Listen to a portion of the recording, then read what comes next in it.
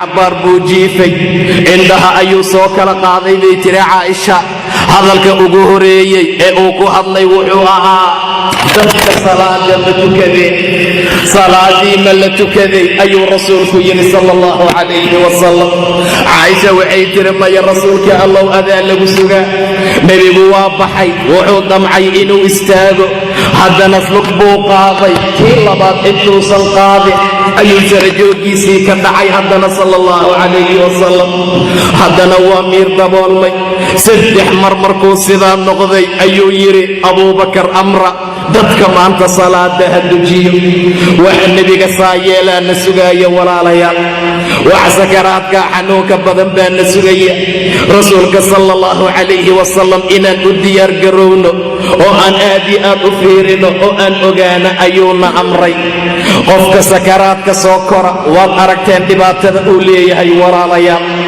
ayaa jahannama loo abuuray jahannama loo qalqay sababtu maxay tahay lahum quluubun laa yafqahuuna bihaa qalbiyaal ayaa la siiyey diinta allay ku fahmi waayeen heesahay ku xifdiyeen heesahay ku dhegaysteen heesahay u riyaaqeen lahum quluubun laa yafqahuuna bihaa waxaa la siiyey indho ayuu yidhi ila subxaana wa tacaala xaqay ku arki waayeen diinta allay ku fiirin waayeen fanaaniintay ku fiiriyeen kuwa heesahay ku fiiriyeen waxay ku daawadeen macaasi walba oo ilaahay diiday subxaana wa tacaala indhihiina sidaa ayay u adeegsadeen aadaan iyo dhaga ayaa la siiyey laa yasmacuuna bihaa xaqay ku maqli waayeen diinta allay ku dhegaysan waayeen waxa rabbi noo soo diray oo diintiisii ah way ku dhegaysan waayeen heese ayay ku dhegaysteen waxyaabihii rabbi xaaraantinimeeyey ayay dhagahooda u isticmaaleen rabbi wuxuu yidhi ulaa'ika ama kuwaasi waa kal ancaam waa xoolo oo kale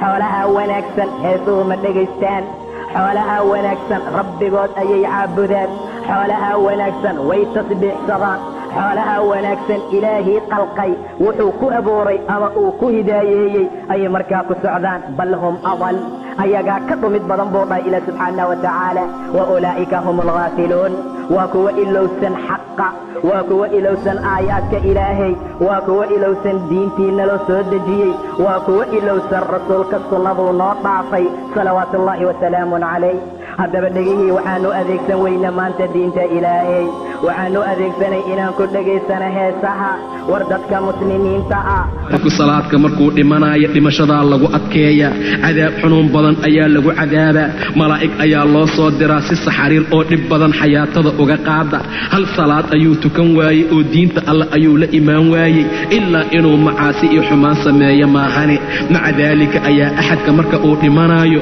asagoo daliila ayuu dhintaa midda kale asagoo jaayaca oo baahan ayuu dhintaa asagoo ooman ayuu dhintaa xataa haddii la cabsiiyo biyaha badda oo dhan waxay u tarayaan markaa malaha midda asiibaysa qabriga inta uu ku jiro qabrigiisaa laysku ciriiriyaa ilaa feerihiisa ay iska dhaafaan oo kuwii bidixda jiray ay midigta maraan kuwii midigta jirayna ay bidixda soo maraan qabrigaa lagu huriyaa taariku salaad gabdhaha salaada ka tegow ilaah u soo rujuuca musalsalyaalka ag fadhiyo cajalooyinka filinka habeen iyo maalin daarta taa ilaahya ka dhigtoo salaadaha aan u qumin una istaagin war ka soo kaca oo tawba keena maalin maalmaha ka mida ayaa waxaa dhacday ayaa la yidhi wiil ayaa walaashii dhimatay mar allaala markii la soo aasuu qabriga uga soo tegay kiish uu maal ugu jiro ma uusan ogeyn qof daraynayn qof dareemayna male ilaa laga soo insiraafoo laga soo gadoomay qabrigeeda ka gadaal ayuu wiilkii xasuustoo qabrigiibuu u noqdaa la yidhi qabrigii ayuu faagay mar allaala markuu fatashow qabrigii qoday ka gadaal ayaa wuxuu helay qabrigii oo yashcal ah oo dushiisa naar uu ku holcaayo qabrigii oo dhanaagti naarkoo kaloo muufada aad ku dubaysa u huraayey carada ayuu ku rogay uu ku celiyey waa soo ordoo hooyadiis ayuu u soo noqday baakiyan asagoo oynaaya xasiin ahoo tiiraayeesan wuxuu dhaha yaa ummaa hooyay waxaad iiga warantaa walaashay xaaladee maanta heesuu waxay noqdeen shay intishaara, waxay noqdeen shay lagu faantamo, waxay noqdeen waxyaaba dadka lagu soo dhoweeyo ilaa heer lagu magacaabay inay yihiin hanuunin ayaa lagu tilmaamay. qur'aankii wax hanuunin lahaa dibudhac ayaa loo arkay maanta. wallaahi fitna ka weyn ma jirto. heesihii shayaadiinnimada, gabdhihii sunnaadda ahaa, kuwii xaqa alla diiday ay ku socdeenna waxaa loo arkay waxyaaba hanuunin ah. waxaad maqlaysaa hoballadii hanuuninta. waxay hanuuninayaan maxay yihiin? dadkay waxay ku hanuuninayaan naarta. waxaa imaan doona buu dhahay rasuulka sala allahu calayhi wasalam dad noocaasoo kale ah oo xumaanta dadka ugu waca oo khayrka ilaahay diida. ninka la yidhaahda xudayfa ibnu yamaan wuxuu yidhi kaana annaasu yas'aluuna rasuula allaahi, dadku waxay ahaayeen kuwa rasuulka cani ilkhayri, khayrka weydiista. wa kuntu as'aluhu cani ishari, anigu sharta weydiin jiray buu yidhi xudayfa. sababtu waxay tahay makhaafata an yudrikanii, anoo ka cabsanaya haleelkeeda. markaasaan maalin idhi yaa rasuula allah, innaa kunnaa fii jaahiliya, annagu jaahli ayaan ku sugnayn iyo jaahilnimo iyo shar. فجاءنا الله بهذا الخير، إلهي با خير كان نو كيني، أحاديثتان إيا الدين كان إيا قرآن كان أيا إله نو كيني. فهل بعد هذا الخير من شر؟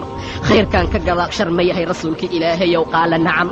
ها أيو الله النبي خير كان شر با كدام بين دونتا، فتن أيا كدام بين دونتا. قلت وهل بعد ذلك شر من خير؟ ويهي شرطا إيمان دونتا قضاء شيء خير ما يهي؟ قال نعم. ها أيو الله خير أيا وفيه دخن، لكن دخن أيا نحديث هذا واقيق أما واقع. waxaan idhi buu yidhi wamaa dakhanuhu, dakhankiisu maxaa waaye? rasuulku wuxuu yidhi qowmun yahduuna bikayri hadyin, waa qoom ku hanuunaya waxaan hanuun ahayn. tacrifu minhum wa tunkiru, ma iyagu waad aqoonsanaysa mararka gobol ka mid ah, marna waad inkiraysaa. waxaan idhi buu yidhi xudayfa ibnu yamaani fahal bacda dalika alkhayru min shar? khayrkaas ka gadaal shar kale ma yahay rasuulka ilaahayow? aad ayuu uga cabsanayaa xudayfa. wuxuu ka cabsanaa sharta imaanaysa, wuxuu ka cabsanaa suu'ul khaatima inuu ku dhinto, wuxuu ka cabsanaa in ilaahay agtiisa uu wanaag ka waayo, wuxuu ka cabsanaa in ilaahay agtiisa uu ku fadeexoobo, wuxuu ka cabsanaa in jannada uu heli waayo, wuxuu ka cabsanaa inuu nebiga la kulmi waayo, wuxuu ka cabsanaa darka aakhira in laga cabsiin waayo. markaasuu mar walba sharta weydiinaa nebiga, fahal bacda dalika alkhayri min shar? khayrkaa ka gadaal shar ma yahay? qaala nacam. haa buu dhahay nebiga, ducaatun calaa abwaabi jahannama, ducaad ayaa imaanaysoo albaabka jahannama wada dhooban. man ajaabahum ilayha qadafuuhu fiiha, qof kasta oo ajiiba way ku tuuraan albaabkii jahannamo. jahannama albaabkeeday ku ridayaan. maanta hanuunintii heesahay noqdeen, hanuunintii qamrada oo lacabay noqdeen, hanuunintii qabiilku wax ay degsaday noqdeen. war ducaadda noocaasa iska ilaaliya, albaabka jahannama ayay taagan yihiin. maca daalika qofkii ajiiba, qofkii raaca jahannama albaabaheeda ayay ku ridayaan. xudayfa wuxuu yidhi qultu yaa rasuula allah sifhum lanaa, noo tilmaanba si aan u ogaano dadka oo aan isaga ilaalino. rasuulku wuxuu dhahay hum min jildatina, maqaarkeena oo kale. rasuulka sala allahu calayhi wasalam gabar uu dhalay, wiil ay dhashay ayaa sakaraadkii galay. waxay tiri nebi maxamed iigu soo waca, aabbahay ha laygu soo wacay tiri zaynab. rasuulka sala allahu calayhi wasalam adeegihii irgaha u yimid, mar allaala markuu u yimid ayuu yidhi waa lagu wacayaa, gabadhaadaa ku wacaysa. canug yar oo ay ayada dhashaa muqaddamaadkii geerida ku jira.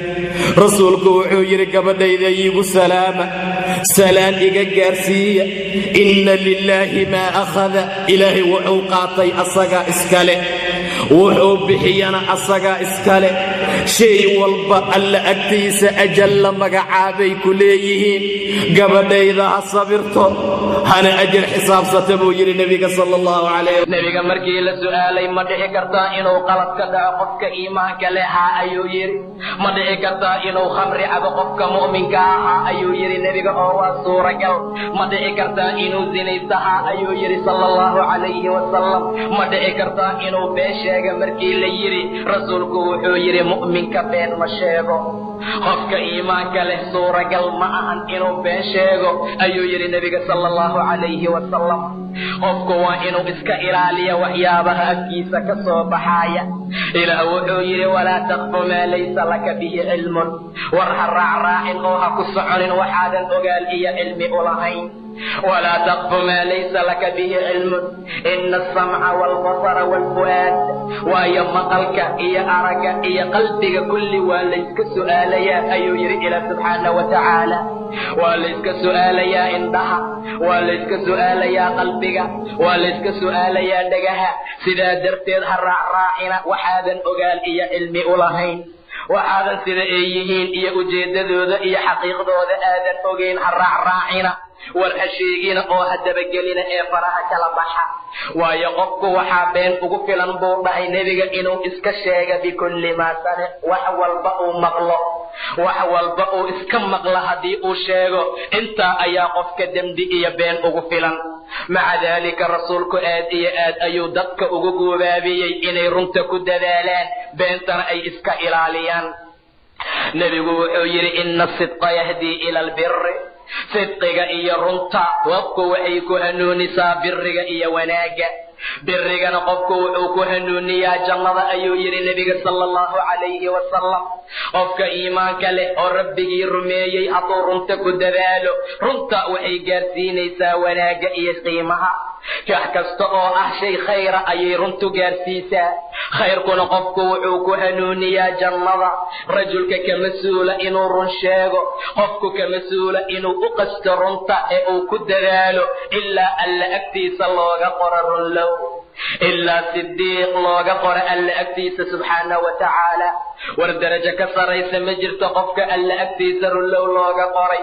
darajo ka qiimo badan malaha axadku ka mas-uula gabadhuna waa lamid inay run sheegto oo ay runta ku dadaalaan oo ay caada ka dhigtaan ilaa alla agtiisa looga qoro run sheegayaan qofka beenta waxay ku hanuunisaa ayuu yidhi nebiga faajirnimaduna qofku waxay ku hanuunisaa ila naar naarta ayay qofku ku hanuunisaa ka mas-uula axadka ama rajulka inuu been sheego ee uu beenta u qasto oo mar walba uu ku dadaala waxay dadka dhexdooda ka noqotay shay reer magaalnimo ah waxay ka noqotay qofka waaye aragga wax uu sameeyo oo ilbaxnimada ku dheer midka ka leexda oon dumarka la haasaabin oo dumarka aan gacanta ku salaamin oo dumarka iska ilaaliya acraab iyo heerbaadiye ayay u yaqaanaan dadka iyo qof ilbaxnimadu ku yar tahay xorriyadda ayaa keentaa la leeyahay maanta wiilka inuu la tumto gabar alla gabadhii uu doono